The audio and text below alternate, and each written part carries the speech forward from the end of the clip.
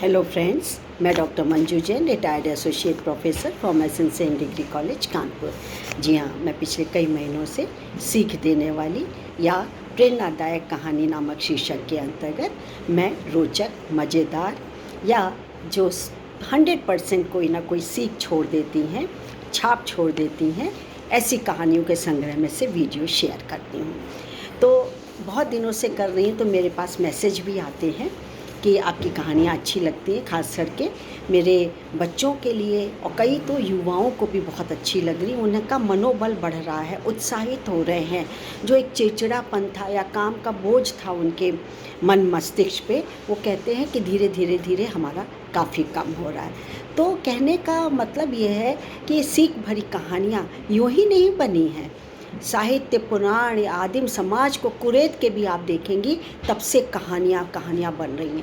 वो बात फ़र्क है कि उसका स्वरूप थोड़ा बदल जाता है, या फिर जहाँ का जैसा साहित्य लिटरेचर होता है उसी हिसाब से वहाँ की कहानियाँ होती, लोक कथाएँ होती, लोक गाथाएँ होती, नृत्य होते, संगीत होते, कला होती, आर्ट होता है, सब कुछ वैसे होता है। तो चलिए, आज भी मैंने आपके लिए एक कहानी सोच के रखी है।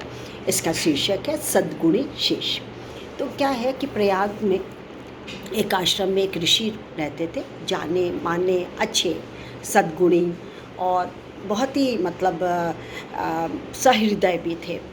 तो उनके आश्रम में बहुत सारे शिष्य रहते थे और उनकी एक कन्या थी, विवाह के योग्य थी, और जो कि बहुत ही सद्गुणी और बहुत ही सुंदर थी, अति खूबसूरत थी। अब जब बड़ी हो गई तो उन्होंने विवाह की चिंता हुई, लेकिन वो चाहते थे कि मैं इन्हीं शिष्यों में से किसी को एक अपना शिष्य को ही मैं कन्या के विवाह उससे करना चाहता हूँ। तो अगले दिन उन्होंने शिष्यों को बुलाया और उसमें से कई शिष्य थे, आते जाते रहते थे, अपनी पढ़ाई पूरी करके चले भी जाते थे, शिक्षा ग्रहण करके चले भी जाते थे। उनमें से कुछ रह भी जाते थे क्योंकि आश्रम भी था वहाँ पे। तो उन्होंने कुछ 8-10 शिष्यों को उसमें से बुलाया और कहा कि मैं अपनी बेटी का विवाह करना चाहता हूँ, लेकिन मेरे पास वस्त्राभूषण आभूषण कुछ भी नहीं है देने के लिए, कंगाल सा हूँ मैं, और आजकल तो तुम जानते हो कोई भी इसके बिना विवाह नहीं करेगा, मेरी लड़की का हाथ थामेगा नहीं और ये आजीवन अविवाहित रह जाएगी। तो ऐसा करो कि तुम बड़े बड़े सेठ हो या जहाँ भी तुमको लगता हो, वहाँ से कुछ जेवर, रुपए, पैसे, आभूषण चोरी कर करके ले आओ, इकट्ठा कर दो। जब मुझे लगेगा कि हाँ इतना देने योग्य हो गया है, तो फिर वो ख़त्म कर देंगे और इस तरीके से हम पर कोई शक भी नहीं करेगा। तो भैया सब शिष्य चले गए, राजी हो गए। अब वो कोई इतना आभूषण, कोई कितना, कोई सिक्के, कोई सोने के सिक्के, कोई चांदी के सिक्के, कोई गिन्नियाँ ला के आ रहा है, कोई रुपए लेके आ रहा है। इस तरीके से वो 2-4 दिन इसी तरह होता रहा। उनमें से एक शिष्य था, मुरझाया हुआ, कोने में बैठा हुआ है। उससे रोज़ उनके ऋषि मुनि पूछते थे कि तुम क्यों नहीं जाते हो? तो कहता, मेरा पेट में दर्द हो रहा है, आज मैं नहीं जाऊँगा। दूसरे दिन भी उन्होंने यही पूछा, आज क्यों नहीं गए? बोला, आज मेरा माथा दर्द कर रहा है। हो गया 2 दिन, नहीं गया वो। तीसरे दिन बोला, मेरा पेट खराब। भाई पेट खराब में कैसे जाओगे भाई? ऐसे करते करते उसने भी 3-4 दिन गवा दिए। अब क्या है, बहाना नहीं सूझ रहा था, एक्चुअली वो जाने ही नहीं चाहता था। तो उन्होंने एक दिन बहुत ज़्यादा गुमसुम और उदास, और यहाँ तक कि उसके आंसू टपक रहे थे, लेकिन वो कोने में एक जगह बैठा हुआ था। तो ऋषि मुनि उधर से निकल रहे थे, उन्होंने देखा कि आज तो ये बहुत ही ज़्यादा बेचैन है, अनमना सा है, और इसके आंसू भी टपक रहे हैं। वो पास जाके बोले ऋषि कि बेटा क्या बात है, क्या तुमको तकलीफ़ हो गई, क्या ज़्यादा बीमार हो, क्या ज़्यादा पेट में दर्द है? तो चलो मैं किसी वैद्य को तुम दिखाऊंगा, दवाई दिलाऊंगा। बोले, नहीं कोई भी बात नहीं, वो सच पूछिए तो मुझे तो कोई भी बीमारी नहीं। बोले, हैं कोई बीमारी नहीं है तो तुम क्यों नहीं गए? कि ऐसा क्या तुमने क्यों किया? मेरी आज्ञा का अवहेलना की तुमने ये तो बहुत गलत काम किया।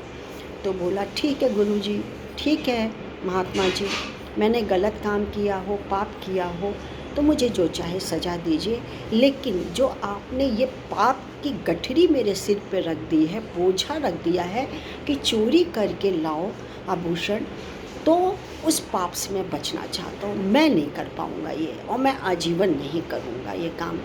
चाहे आप मुझको अपने आश्रम से निकाल दीजिए, आज ही निकाल दीजिए, मैं कहीं चला जाऊँगा, लेकिन मैं ये नहीं करूँगा और ना ही मैं अपने मित्रों को भी ये सलाह दे सकता हूँ।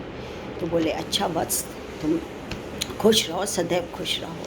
अगले दिन क्या हुआ, उन्होंने उस शिष्य को बुलाया, कोई कुछ लाया, कुछ लाया आभूषण, सिक्के। तो उन्होंने कहा कि जो कि चोरी करके लाते थे, बोले ये आभूषण मेरे लिए बिल्कुल बेकार है, मेरे पास तो पर्याप्त धन है लड़की को देने के लिए। लेकिन शिष्यों, तुमने कभी ये नहीं सोचा कि गुरुजी या शिष्य, अरे हमारे गुरु जो हैं या ऋषि मुनि हैं, वो हमको ये दुष्कर्म करने के लिए भेज रहे हैं? क्या मैंने तुम्हें यही शिक्षा दी है कि पाप करो? मैंने तुमको इस लायक नहीं बनाया कि तुम अपना फैसला स्वयं कर सको? इतने बड़े, इतने जिम्मेदार तो हो ही गए हो ना तुम लोग, और तुम चल दिए। कल को मैं कहूँगा कि इस नदी, तालाब, कुएं में डुबकी लगा लो, डूब मरो, आग लगा लो, तो तुम ये क्या कर लोगे? कल कहूँगा मुंडन करवा लो, अपने सिर के बाल उतरवा लो, तो कर लोगे? अपनी बुद्धि, अपनी रीजनिंग, अपनी इंसाइट भी तो होनी चाहिए।